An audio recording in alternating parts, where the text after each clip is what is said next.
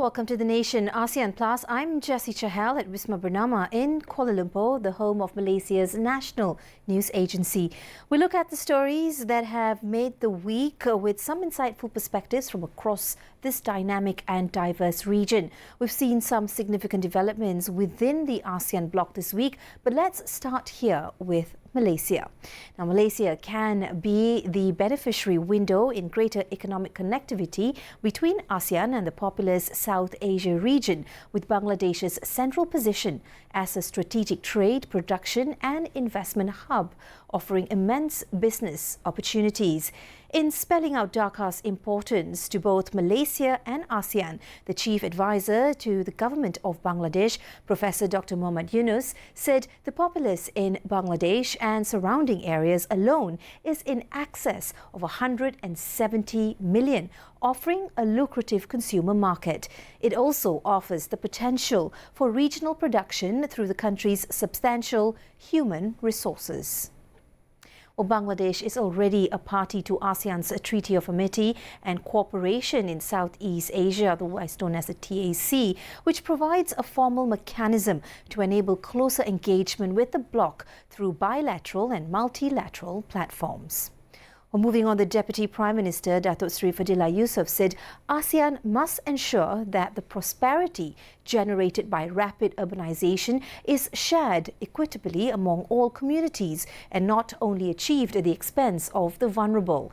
He said urban areas in ASEAN are already home to over 370 million people, contributing 70% of the region's gross domestic product, or the GDP, and powering a $3.8 trillion economy in the year 2024. By 2050, 7 out of 10 ASEAN citizens are projected to be living in cities, making urban centres critical drivers for regional growth. Well, meanwhile, Malaysia has reaffirmed its commitment to leading ASEAN's efforts for inclusive and sustainable urban growth. It has called for stronger city-to-city cooperation and deeper regional solidarity to tackle challenges in areas like housing, infrastructure and waste management. The Housing and Local Government Minister Nga Ko Ming said as ASEAN chair, Malaysia embraced its dual role as a regional convener and a global advocate for sustainable urban development. Nga said Malaysia aims to provide a platform for mayors and governors to voice local concerns, co-create solutions and strengthen regional solidarity from the ground up. Now, Human Resources Minister Steven Sim has said that ASEAN must deepen collaboration in skills training to meet the demands of the 21st century economy. He said the emergence of AI, such as the newly launched ChatGPT 5.0, has confirmed fears that AI could replace conventionally trained personnel, diminishing the signalling value of academic degrees. Sim proposed 3 measures to strengthen ASEAN cooperation in Tibet, and that is the technical and vocational education and training. And these namely are sharing experiences in skills training, creating a common certification framework for mutual recognition, and investing more skills in education. Close cooperation between the federal territories, Singapore and Indonesia is expected to bring significant benefits to all 3 parties in realising the ASEAN Vision 2045. Minister in the Prime Minister's Department of Federal Territories, Datuk Seri Dr. Zaliha Mustafa, said cooperation with both countries was discussed during a courtesy call from Singapore's Senior Minister of State for the Ministry of Culture, Community and Youth, as well as the Ministry of Trade and Industry, Low Yen Ling, and Indonesia's Deputy Minister of Home Affairs, Bima Arya Sugiarto, on Wednesday. During her meeting with Low, Dr. Zaliha said discussions centred on the experiences and best practices of ASEAN cities, including what is known as the CHASE, and that stands for Clean, Healthy, Advanced, Safe and Eco-Friendly City concept adopted in the Federal Territories. Now, the Ministry or the Communications Ministry, through My Creative Ventures, will be organising the Rio X ASEAN 2025 in the city from October 17th up till October 26th in conjunction with Malaysia's ASEAN Chairmanship this year. Minister Datuk Fahmi Fazil said that the event is set to become Southeast Asia's largest creative showcase, fostering cross-border collaboration and new economic opportunities among ASEAN's creative and entrepreneurial communities. According to Fahmi, the highlight of this event is the Rio X ASEAN Marketplace, which will take place from October 22nd up till October 26th and will feature over 200 brands and 100 food and beverage vendors from countries such as Malaysia, Singapore, Thailand, Indonesia and the Philippines. According to the ASEAN Secretary-General, Dr. Kao Kim Horn, the declaration on the establishment of the ASEAN AI Safety Network is targeted for adoption by leaders at the 47th ASEAN Summit. During the special address at the ASEAN Artificial Intelligence Malaysia Summit 2025 on Tuesday, he said this represents a crucial step for AI safety, ethics and governance principles as endorsed by ASEAN digital ministers, while supporting the implementation of the ASEAN Responsible AI Roadmap. He also emphasized that despite ongoing volatility and uncertainty in the global trade, the world is witnessing a transformative growth of AI in reshaping every aspect of economies, societies and daily lives. Now, Digital Minister Gobind Singh Deo has said that AI development in the country must be inclusive and ensure that every segment of society benefits. He said that whether through cloud-based platforms for SMEs or AI-assisted diagnostics for remote clinics, such technologies must deliver tangible value to each and every Malaysian. The minister stated that building an AI nation under the 13th Malaysia Plan necessitates strengthening infrastructure, enhancing security and developing local talent, with collaboration playing a pivotal role in achieving these objectives. Now, according to the Department of Statistics Malaysia's Demographic Statistics report released on Thursday, the number of live births in Malaysia fell by 7.1%, down to 93,435 in the second quarter of this year, compared to 100,558 during the corresponding period of last year. Its chief statistician, Datuk Seri Dr. Muhammad Uzair Mahidin, said male babies continued to outnumber females with 48,444 births compared to 44,991, resulting in a sex ratio of 108 females for every 100 females. He said Selangor recorded the highest number of live births at 17,605, while the Federal Territory of Labuan recorded the lowest with 274 births. Now, Malaysia continues to strengthen its position as a global halal hub by serving as a strategic gateway for South Korean halal products into Southeast Asian and West Asian markets. Minister of Agriculture and Food Security, Datuk Seri Muhammad Sabu, said cooperation with South Korea is also vital for the nation's food security by diversifying halal supplies from various countries, thereby reducing reliance on a single source. During his recent visit to South Korea, Muhammad said he had the opportunity to visit the country's only recognized halal slaughterhouse, Handawun FSL Co. Limited, to witness firsthand the slaughtering and butchering process of premium Hanwoo beef, which is now in high demand in international markets. Malaysia is the only country to receive halal Hanwoo beef after Handawun FSL was granted approval to export the meat to Malaysia in May of 2023. Well, we'll be back in a moment with more of this week's stories from across ASEAN. You're watching ASEAN Plus on Purnama TV.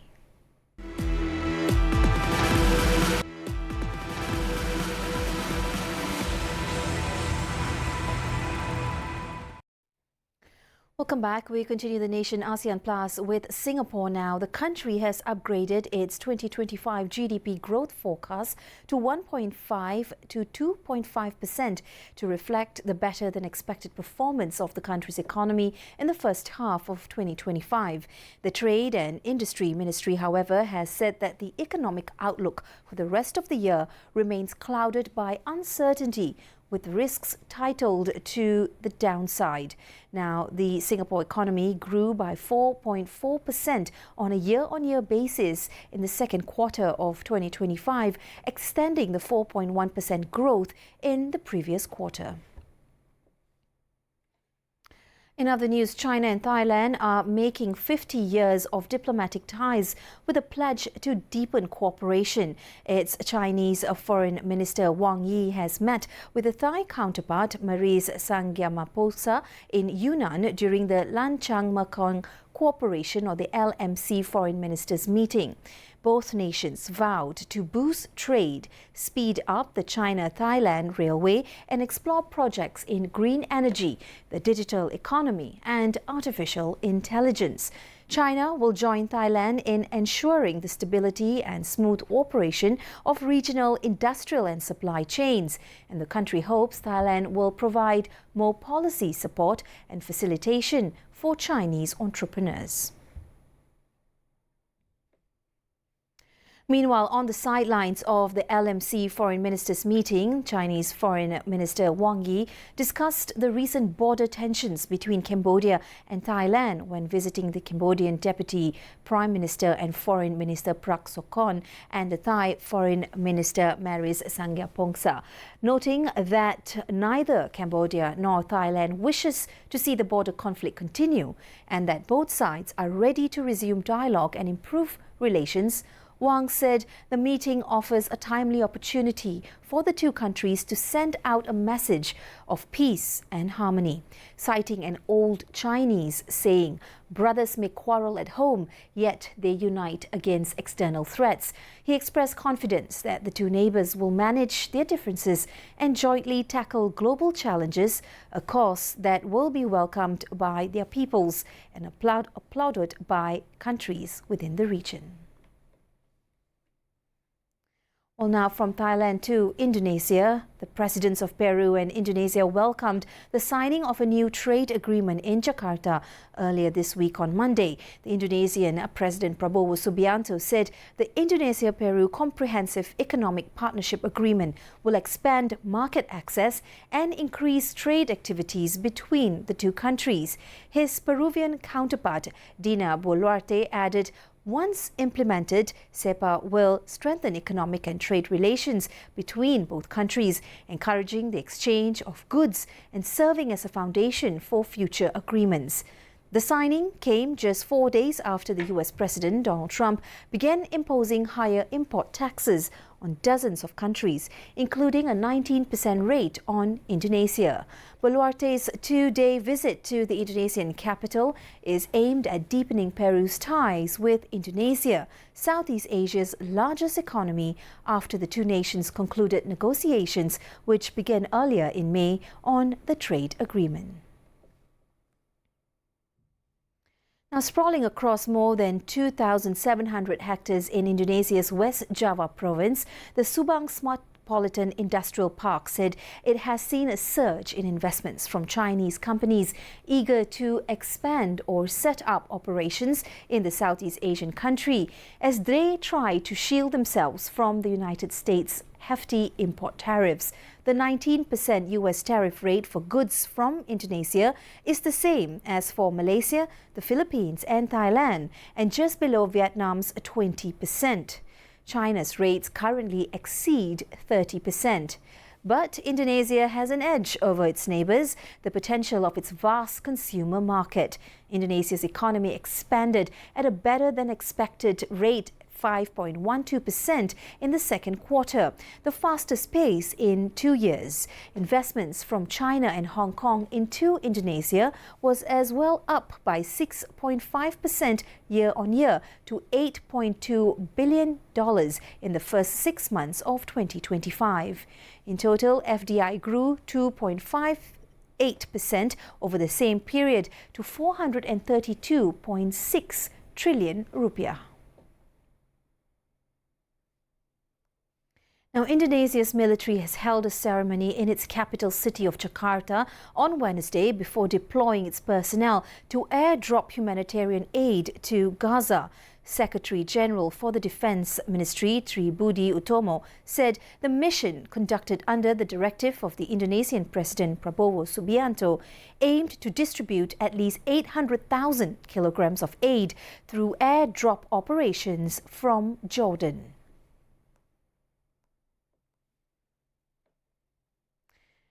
In the meantime, instant noodles, particularly Indomie, is staple food for millions of Indonesians, lauded for its variety of flavors and its practicality for the working class urban Indonesians. With the US now imposing 0% tariffs on imported goods from the US, the policy is expected to have significant impact on Indonesia's food industry and consumers, with lower production costs for local instant noodle manufacturers likely. In Jakarta, instant noodle stalls remain a common sight on busy street corners. Industry analysts expect the removal of tariffs on US wheat to benefit both producers and consumers. This new policy is also expected to intensify competition among wheat exporters, with Indonesia's main wheat source being Australia. And on Thursday, an official said more than 360 people fell ill in the Indonesian town of Sragen in central Java after consuming school lunches. It is the largest food poisoning case to hit President Prabowo Subianto's flagship free meals program. Sragen's government chief said 365 people fell ill and a food sample was being tested in a lab. The government would pay for any medical treatment if needed.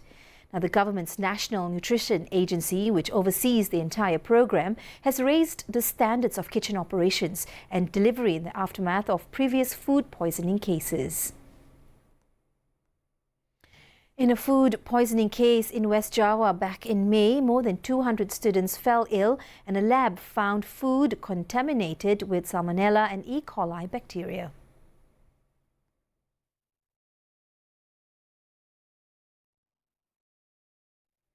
Well, still to come, more on what's happening in and around ASEAN. You're watching The Nation ASEAN Plus right here on Bernama TV. Stay tuned.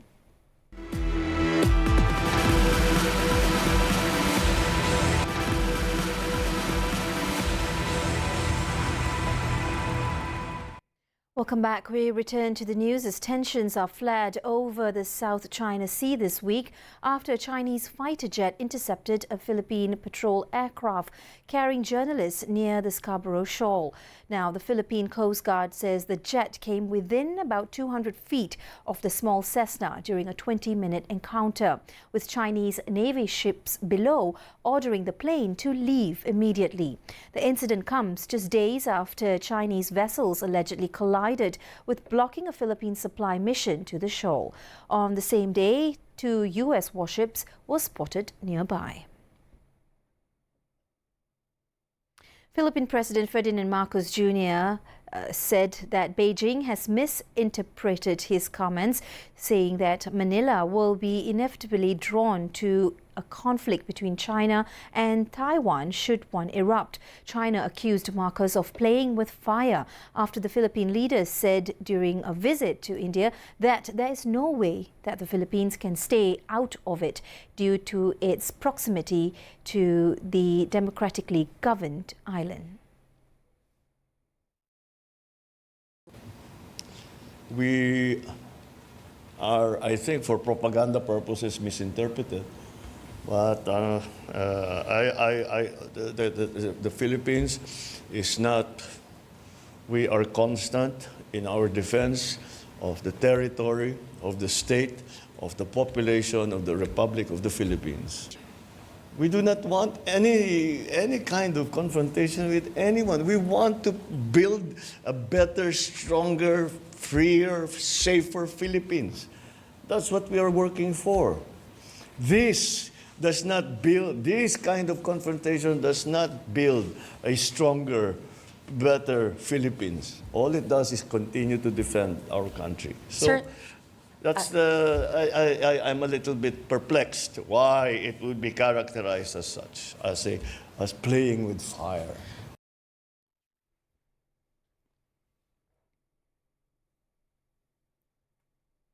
Well, this has been your weekly roundup of ASEAN news. For more updates on ASEAN developments, do visit the ASEAN page on burnama.com. I'm Jessie Chahal. This has been The Nation ASEAN Plus. Thanks for watching and have a great weekend.